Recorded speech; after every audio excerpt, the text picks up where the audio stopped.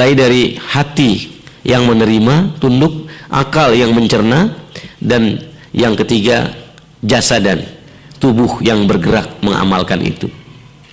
Kalau sudah tiga-tiga ini menyatu, jadilah kita mendapatkan sibghah. Sibghah artinya celupan. Wa man ahsanu minallahi sibghah. Tidak ada yang lebih baik sibghah, pencelupannya, identitas yang dihasilkannya selain Allah.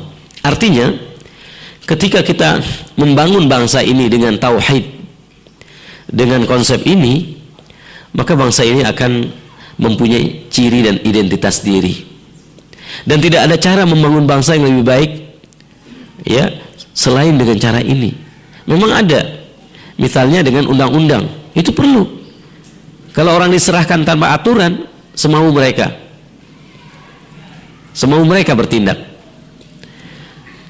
Kalau kita lihat bangsa di Asia Tenggara, ada yang sangat disiplin. Ada sebut negeri dengan 1000 pajak, 1000 denda. Singapura misalnya, itu nggak bisa beludah sembarangan, bisa kena saman denda. Harus bersih, kotanya bersih, tertib, busnya nggak terlambat, kita kan memang kecil kotanya kan, tertib, sampai kelahiran diatur betul. Dan mereka menderita hari ini, rahim-rahim perempuan Singapura tidak bisa melahirkan lagi karena begitu takutnya dengan generasi baru. Karena keluarga berencana yang sangat berhasil diterapkan sejak tahun 50-an,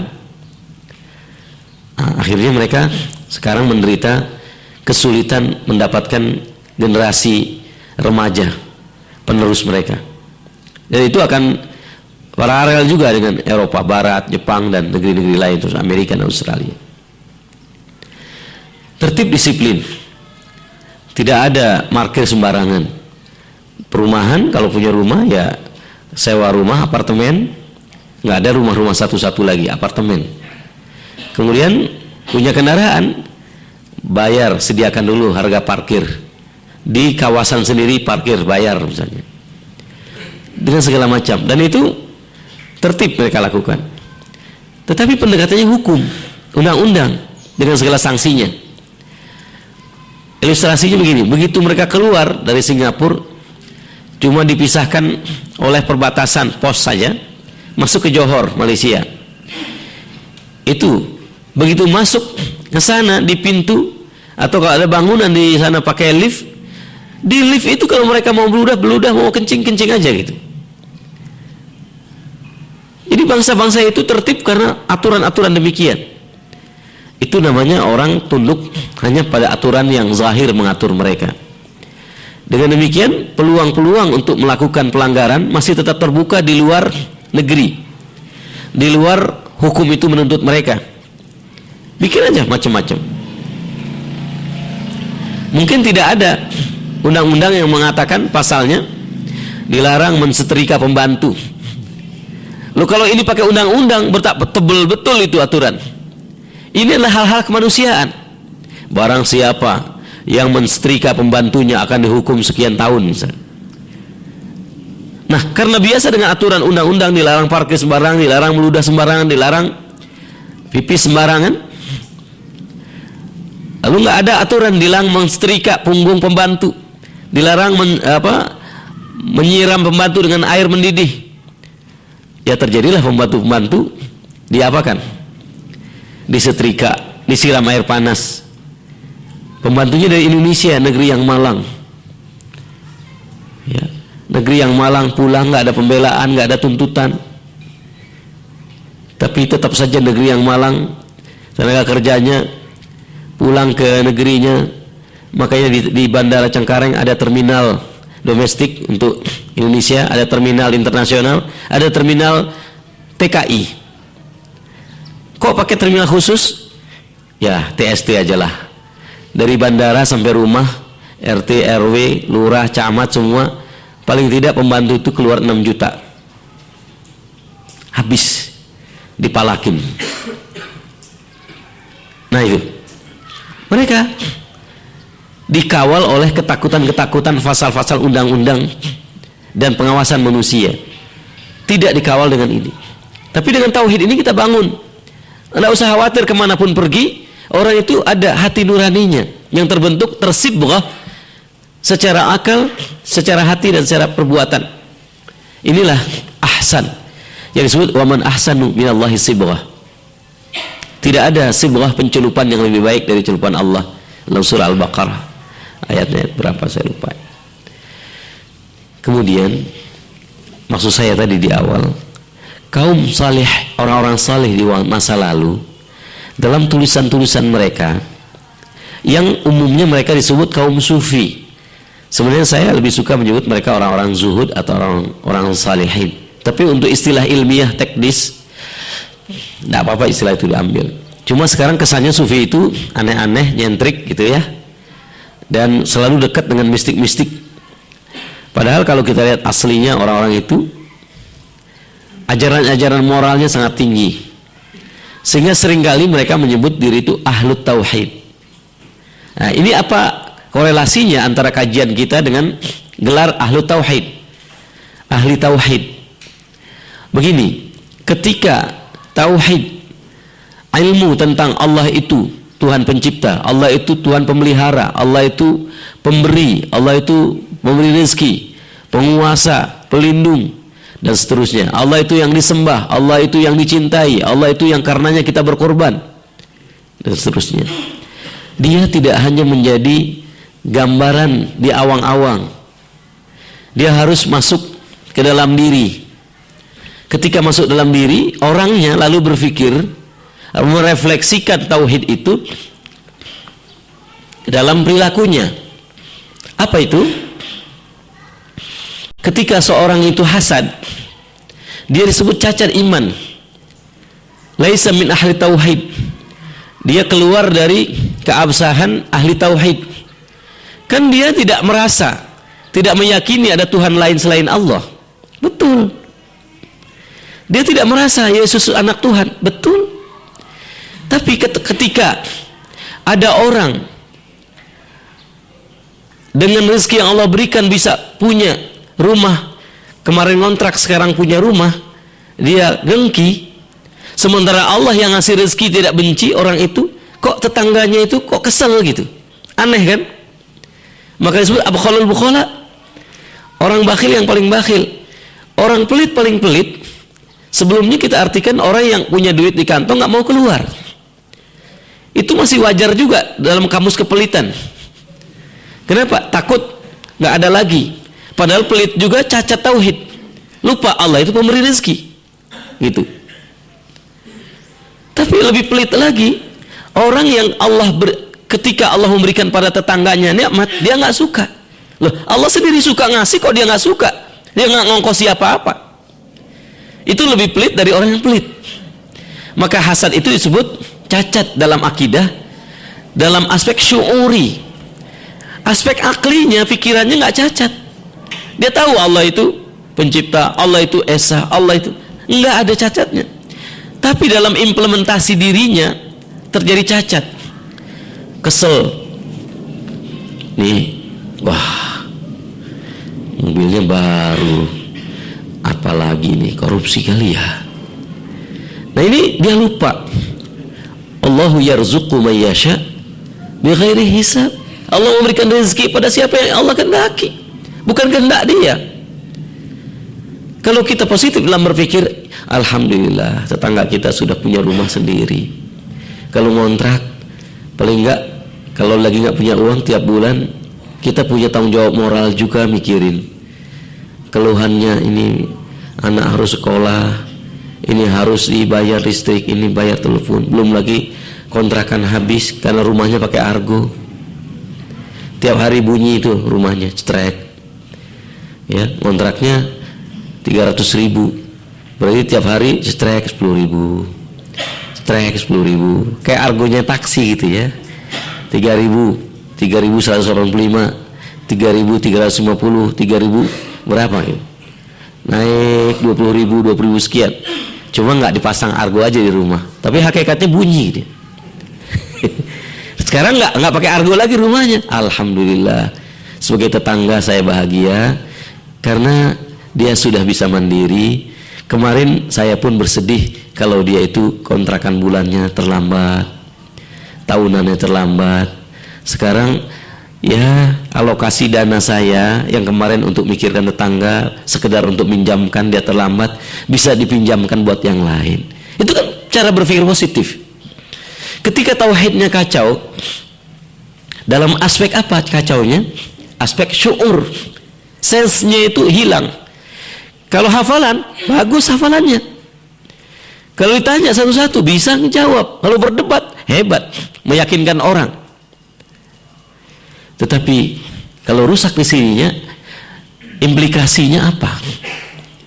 Dia bisa menjadi orang yang sangat berduka kalau tetangganya itu ya berganti kendaraan menjadi lebih bagus. Kalau punya mobil ganti jadi sepeda, baru senang dia. Itu. Ya, bisa juga senang. Ada punya mobil harganya 30 juta, gantinya sepeda 100 juta umpamanya. Ya senanglah punya kekayaan yang begitu. Ada lagi putus asa, pesimis. Ini cacat tauhid. Sehingga di masa lalu para ulama menulis kitab-kitab, wa ahlut tauhidi, ahli tauhid memandang sifat ini adalah sifat apa? Bahwa seperti kita baca nanti, ahlu tauhid itu menilai sebagian tanda-tanda kita itu terlalu mengandalkan diri dan tidak menyerahkan amal kita kepada Allah. Kalau ada apa-apa musibah, putus asa. Ini kita bisa baca dalam buku Manazilus Siddiqin. Manazilus Siddiqin ini kitab aslinya itu disebut hikam. Tipis, kitabnya sangat tipis. Ada kira-kira 100 lebih hikam Ibnu Athaillah, 100 kata hikmah dari Ibnu Athaillah, renungan di Quran dan Sunnah, diedit, diredaksi dengan redaksi beliau. Nah, biasanya beberapa pandangan beliau ini ditafsirkan secara khusus menjadi sufi murung nanti orangnya. Salah faham. Oleh Ustaz Said Hawa, Allah yarham, ditafsirkan kembali menjadi haroki sifatnya. Sesuai dengan pemikiran harokah modern. Jadi orang yang sering, anak-anak muda, mahasiswa yang sering pikir berharokah. Nah, ini tidak hanya berpikir dengan pemikiran kering, politik, tapi dengan rutubah, kesuburan, kesegaran akidah. Diedit, disyarah, ditafsirkan menjadi Manazilus Siddiqin. Ini bisa jadi kuis ini ya, jadi door prize. Penerbitnya apa? Itu. Tahu penerbitnya? Lupa, belum punya. Ya, kalau direkturnya Ustaz Aunur Rafiq misalnya, tahu dong apa? Itu bagus dikaji. Jadi itu disebut ahli tauhid. Padahal mereka tidak bicara teori-teori ketuhanan, tidak. Di antaranya bunyi hikam itu, min alamatil i'timad 'ala nafsi nuqsanur raja inda wujudil zalal. Di antara tanda-tanda seseorang itu i'timad 'ala nafsi, percaya diri. Di masa lalu kata percaya diri itu jelek, sekarang aja bagus. Kenapa? Sekarang lawanan dari orang yang nggak berani berpikir sendiri, nyontek, kerjanya itu nggak pede namanya. Jadi positif sekarang. Kalau lu kata percaya diri jelek. Kenapa? La haula wala quwata illa billah. Tidak ada daya, tidak ada kekuatan kecuali Allah. Saya nggak percaya pada diri saya percaya pada Allah, tapi saya bekerja aja. Fiqh namanya. Fiqh billah. Itu positif, bukan pede, percaya diri. Jadi TA, fiqh billah. Fiqh billah. Kata-kata PD dulu, saya beramal karena amal saya masuk surga karena amal saya kaya karena usaha saya. Nah, itu aliran-aliran berpikir yang menolak unsur takdir, prestasi saja. Nah, di antara tanda-tanda orang kena penyakit ini, nuqsanur raja. Dia menjadi kurang harapannya kepada Allah inda zalal, ketika terjadi kesalahan. Bisa dia kena musibah, orang salah sama dia, atau dia salah kepada Allah, udah minta maaf, udah taubat, tapi tetap aja murung, tetap aja pesimis. Sudah mengganti semua perbuatan, harusnya berharap pada Allah. Dia tetap menjadi orang yang tidak berani berbuat, akhirnya tidak berani berdakwah lantaran saya aja salah masih banyak. Pikiran demikian, akhirnya tidak bisa memperbaiki lingkungan. Padahal dicari-cari di mana aja kesalahan ada. Dan Allah tidak mensyaratkan kita itu harus bersih lalu berani berdakwah. Ya, tentu saja wa amila salihan, beramal saleh, batubu ilallah, bertaubat kepada Allah, dan dakwah, ajak manusia. Tapi ajaran-ajaran yang murung ini membuat ajarin dang mengajar Quran tuh tetangga, saya belum bersih gitu. Belum bersih. Ini berikan ini masyarakat nggak tahu itu udah miskin harta, miskin jiwa, miskin ilmu. Ilmu Anda banyak. Aduh, diri saya belum beres, gimana ngajarin orang? Berpuluh tahun nggak mau ngajarkan. Kenapa? Pikiran tadi. Putus harapan atau akhirnya tidak thiqah billah. Lantaran dia merasa amal itu semata-mata dirinya yang ngerjakan dan sudah begitu saja. Nah, nantinya kalau dapat ibadah dia merasa semata-mata dia beribadah. Akhirnya jadi sombong, orang soleh yang melecehkan masyarakat lantaran dia telah lebih bagus ibadahnya. Kalau dia berdosa dia merasa nggak berhak apapun. Padahal kata Rasulullah SAW, seandainya pun kamu sudah tidak bikin dosa, jangan kamu pikir Allah tidak bisa bikin hambanya yang lain yang nanti akan bermaksiat. Sampai begitu. Ini bukan berarti maksiat aja. Kalau kamu nggak maksiat, yang lain juga bakal maksiat nanti. Bukan itu maknanya. Artinya kalau kamu salah, optimis saja, kamu bertobat, kamu berharap, perbaiki diri, jangan putus asa. Sebab kalau kamu menganggap diri kamu beramal total-totalan, kenapa kamu bisa bermaksiat? Allah, kalau tidak kamu melakukan maksiat, perlawanan dan maksiat pada Allah, Allah maha kuasa membuat hamba-hamba yang lain yang akan bermaksiat melawan pada Allah. Loh, kok Allah mau begitu? Beda ridho dengan apa tadi kemarin ya. Allah menghendaki, tidak otomatis Allah ridho, begitu kan? Terjadi orang bermaksiat, kalau Allah bisa nggak dia tahan? Bisa. Tapi Allah tidak tahan dia berbuat maksiat. Tapi kalau maksiat itu Allah ridho? Tidak. Nah, artinya di sini ada orang yang merasa kesolehan dirinya itu adalah prestasi dia, efek yang terjadi kesombongan pada masyarakat. Ketika dia bersalah, dia tidak berani lagi berbuat pembelaan diri kepada manusia atau berdakwah memperbaiki. Putus asa. Ini kurangnya harapan atau kehilangan harapan ketika ada kesalahan.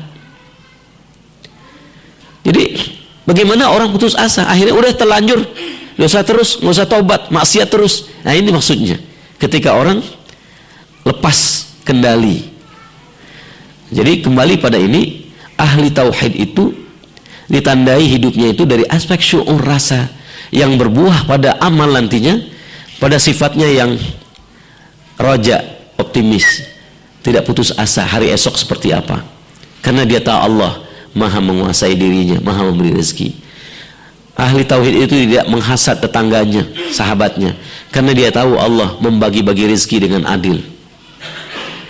Ahli tauhid itu orang yang mudah memaafkan, karena dia tahu yang sempurna hanya Allah. Manusia bisa melakukan kesalahan kepada Allah ataupun kepada sesamanya. Ahli tauhid itu orang yang optimis memilih, karena kalau dia tidak percaya kepada Allah, dia tidak punya harapan. Udah siapapun presiden yang mau pilih besok, pokoknya jahat, pokoknya nggak ada pilihan. Apakah dia pikir Allah itu ya patung yang beku yang tidak bisa merubah sesuatu? Tidak. Dan Allah bukan hanya merubah dan mampu merubah, Allah memberikan kita otoritas mengendalikan hati kita. Ana inda zanni abdi bi. Aku bagaimana sangkaan hambaku kepada aku. Ketika kita melihat dunia itu pesimis, didakwahin masyarakat, wah gimana orangnya udah begitu. Loh, kalau udah baik kamu yang diajak, kalau buruk ya kamu yang dakwahin dong. Ada mahasiswa murung dia ngaji, dia halaqah, dia tarbiyah. Murung, kenapa? Kampus saya udah hedonik, mahasiswanya diajak ngomong gini, bilangnya gini, ketuaan lu katanya. Nah, justru tantangan. Jangan pesimis, pengen berhenti aja. Pergi kemana kamu? Hiduplah dengan optimis. Tidak harus ikut mereka larut, tapi jangan putus asa, berdakwah. Dimulai dari mana? Mulai kendalikan hati. Allah adalah Zat yang Maha Kuasa, mencipta manusia, membolak-balik hati manusia, dan membuka hati manusia untuk hidayah. Mulai bekerja. Ketika kita pesimis, apa artinya berdakwah pesimis? Udah bertahun-tahun saya dakwahi nggak terbuka juga. Ya habis kamu udah berpikir, dasar lu, dasar tetangga saya nggak bisa didakwahin. Nggak lihat apa orang bolak-balik pakai jilbab, dia celana pendek aja perempuan tuh. Ya kamu yang sudah vonis duluan. Kenapa? Mulai dari sini. Ini namanya ahli tauhid, penganut tauhid, membuka wawasan dirinya dulu, dan Allah membuka hati orang dengan hidayah. Jadi kesana arah ilmu kita dengan tauhid ini menggerakkan sesuatu. Sehingga kalau ada telepon dari rumah, Mas, gas habis, lagi masak, ya, aron nasinya baru setengah mateng, mau makan itu sakit perut. Nah, implementasinya akan muncul. Walladzi yut'imuni wa yaskin fa idza maridtu fa huwa yashfin. Dialah yang beri aku makan dan minum, apabila aku sakit dia yang menyembuhkan. Kalau kurang, yang tergambar, nah siapa lagi yang minjem di mana, yang minjem di mana? Wajah orang dulu. Telepon lagi, Mas, anak kita sakit, tiba-tiba kejang-kejang panas. Yang tergambar wajah dokter spesialis, rumah sakit rujukan, obat paten, berapa rekening. Itu kenapa? Karena ilmunya tidak matching, informasinya tidak membentuk hati, syuur. Tapi ketika dia matching di sini, nyambung, begitu ada berita, fa idza maridtu fa huwa yashfin. Apabila aku sakit, anakku sakit, kalau sakit, Allah yang menyembuhkan, dokter perantara, ikhtiar manusia. Begitulah. Nah kalau sudah begini, kita duduknya tidak ada kepanikan. Wah, di jalan, Mas, di mana Mas? Omongnya udah begitu ya, istri. Ya. Di mana Mas? Ada apa sih? Ini anak sakit, lagi nyetir, dua yang musibahnya. Kadang-kadang kan begitu, kadang-kadang. Tapi istri-istri yang ada di sini nggak begitu, nggak begitu. Paling-paling, Mas, di mana nih? Di jalan, ya, cepat pulang tapi hati-hati. Ada apa? Ada sesuatu. Dia pulang cepat. Mas, jangan kaget anak kita ini. Yuk kita ke rumah sakit. Begitu tenang menghadapi masalah. Kalau tidak, jangankan orang lain, anaknya jatuh, udah sakit ditambahin, naik lagi pohon, ayo nyebruk. Wah, anaknya udah menggap-menggap gitu. Ya kembalikan semua kepada Allah.